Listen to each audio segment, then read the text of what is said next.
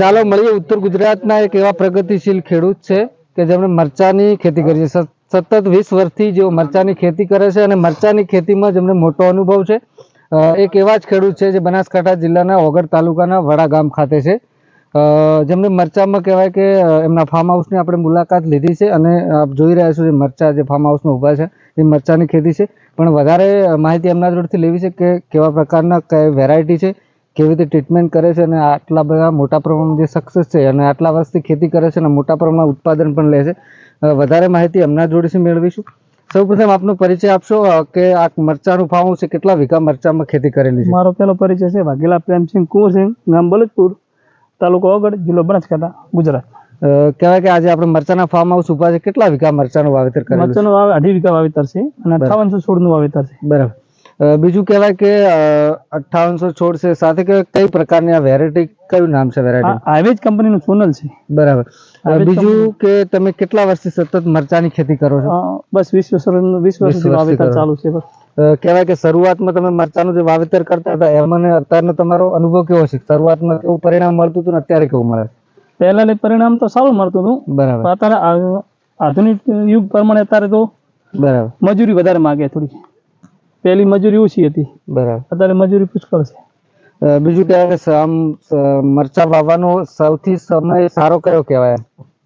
7મા મહિનો, 6ઠા મહિને એન્ડ 25 થી 7મા ની 15 તારીખ સુધી કહેવાય. વાવેતર કરવાની સમય જે રેગ્યુલર ખેતી કરતા હોય, ખેડ કરતા એ પ્રકારનું કે આમાં કોઈ કહેવાય ખાતર આપવું પડે છે, છાણિયું કે કોઈ બીજું ઓર્ગેનિક? છાણિયું નાખવું પડે. છાણિયું છે, જીપ્સમ છે, ઝીંક છે.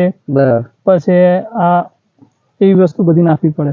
બીજું કે આજે રોપા જે તૈયાર આવે છે કે અહીંયા નર્સરીમાંથી કે આપણે જાતે તૈયાર કરો? અમારે પોતાની નર્સરી છે, ઓગળકુપર નર્સરી ડુગરાસણ છે અને હું જાતે રોપા તૈયાર કરું છું.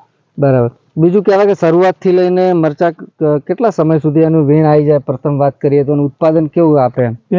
પહેલી વીણી તો 7 દિવસે આવે, પછી શિયાળો સમય આવે એટલે 15 દિવસે વીણી આવે. બીજું કહેવાય અંદાજે આટલામાંથી એક સાથે ઉત્પાદન કેટલું થાય અને કેટલું ટોટલ ઉત્પાદન થાય? ટોટલ ઉત્પાદન થાય લગભગ 2000 મણ ઉપર થાય. બરાબર. બીજું કે અત્યારે આનો ભાવ કેવો છે મરચાનો વાત કરીએ? મરચાનો ભાવ સારો છે, ક્વોલિટી સારી છે એટલે ભાવ સારા મળી જ રહે છે. બરાબર. બીજું કહેવાય કે આટલી સારી ક્વોલિટી મેન્ટેન કરવી અને આ રીતે છોડનો સારો વિકાસ ને આટલું ઉત્પાદન આપવું, એના માટે શું ઉપયોગ કરવો જોઈએ ખેડૂતો જેથી કરીને આવો છોડ થાય ને આટલું ઉત્પાદન મળે?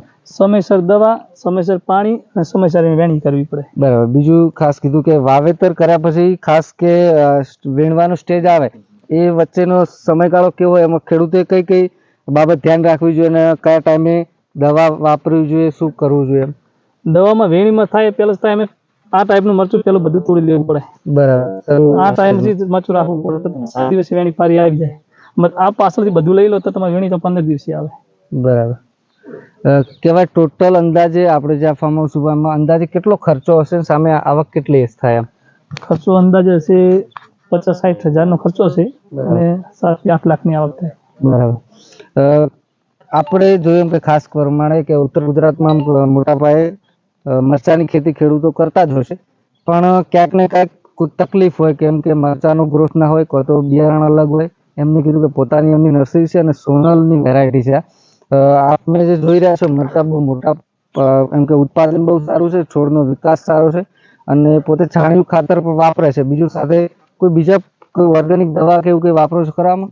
ઓર્ગેનિક દવા નહીં, ઓર્ગેનિક ખાલી છાણિયું ખાતર વધારે પ્રમાણમાં નાખો. બરાબર. બીજું અમુક રોગ આવતા હોય છે, એવા કોઈ રોગ? અલગ અલગ રોગ પ્રમાણે અલગ અલગ દવાઓનો સ્પ્રે કરવા પડે છે. બરાબર. ખાસ કરીને મરચામાં વધારે કયા પ્રકારનો રોગ આવે?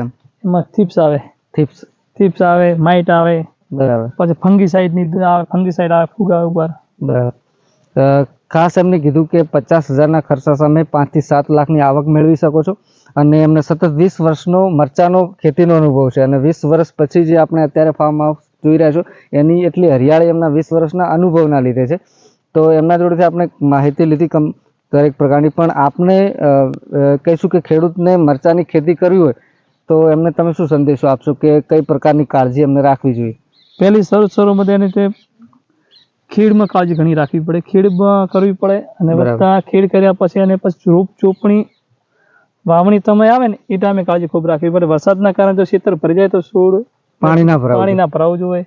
પછી એની અંદર પહેલું તમે જીપ્સમ વધારે પડતું નાખો. બરાબર.